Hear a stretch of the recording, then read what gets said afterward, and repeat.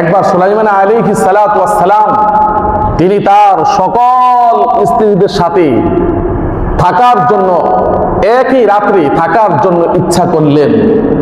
আর মনে মনে তিনি বললেন, আজকে থাকার পর যত সন্তান হবে সবগুলিকে আমি আল্লাহর রাস্তার মুজাহিদ বানিয়ে দেব। সুলাইমান আলাইহিস সালামের কিতাবের মধ্যে আসছে 99 জন স্ত্রী ছিল। কয়জন? আগের যুগে একাধিক স্ত্রী জায়েজ ছিল, কোনো নিন্দনীয় ব্যাপার ছিল না। 99 জন স্ত্রী ছিল। তিনি একই রাত্রি 99 জন স্ত্রীদের সাথে থাকলেন। আর মনে মনে আশা করছেন কি, যদি 99টা সন্তান হবে, এক একটা সন্তানকে আল্লাহর রাস্তার মুজাহিদ বানিয়ে দেন। সুবহানাল্লাহ। কিন্তু তিনি ইনশাআল্লাহ বলতে ভুলে গেলেন। ইনশাআল্লাহ বলতে ভুলে গেলেন। নবীর পক্ষ থেকে এই ভুলটা আল্লাহর কাছে অপছন্দ লেগেছে।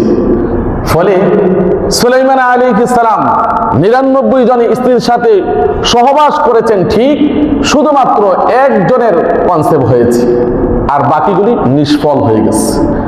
একজনের পেটের মধ্যে সন্তান এসেছে, প্রসব করেছে, কিন্তু নিষ্প্রাণ, তার কোনো প্রাণ নাই, একটা টুকরা, গোস্তের একটা টুকরা।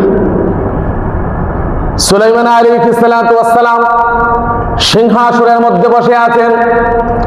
সিংহাসনের মধ্যে বসে আছেন।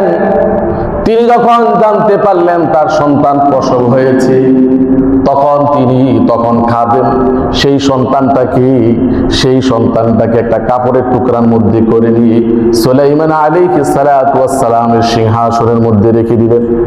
সুলাইমান আলাইহিস সালাতু ওয়াস সালাম মনে মনে ভাবলেন, কি আশা করেছি আর কি হয়েছে, নিশ্চয়ই এখানে কোনো ভুল হয়েছে, যেই ভুল আল্লাহ রাব্বুল আলামিন পছন্দ করেন না, যার কারণে আমার ফল বাস্তবায়িত হয় না। এই জন্য সিংহাসন ছেড়ে সুলাইমান আলাইহিস সালাতু ওয়াস সালাম সিজদার মধ্যে পড়ে আল্লাহর কাছে প্রার্থনা করতে লাগলেন। সুবহানাল্লাহ। ওয়ালাকাদ ফাতান্না সুলাইমানা ওয়া আলকাইনা আলা কুরসিহি জাসাদান সুম্মা আনাব। আল্লাহ তাআলা বলেন, আমি সুলাইমান আলাইহিস সালাতু ওয়াস সালামকে পরীক্ষা দিয়েছি, তার সিংহাসনের উপরে একটি গোস্তের টুকরা রেখে দিয়েছি। ফলে সুলাইমান আলাইহিস সালাম নিজের ভুল বুঝে তিনি সিজদায় অবনত হয়ে গেলেন। আল্লাহর নবী বলেন, ওয়াল্লাযী নাফসু মুহাম্মাদিন বিয়াদিহি লাউ ক্বালা ইনশাআল্লাহ লাজাহাদু ফি সাবিলিল্লাহি ফুরসানান আজমাউন। আল্লাহর নবী বিশ্ব নবী বলেন, যদি সেদিন সুলাইমান আলাইহিস সালাম ইনশাআল্লাহ বলতেন, তাহলে 99 জন স্ত্রীর থেকে 99টা সন্তান জন্মগ্রহণ করে এক একজন আল্লাহর রাস্তার বড় সাহসী মুজাহিদ হয়ে জন্মগ্রহণ করত। সুবহানাল্লাহ।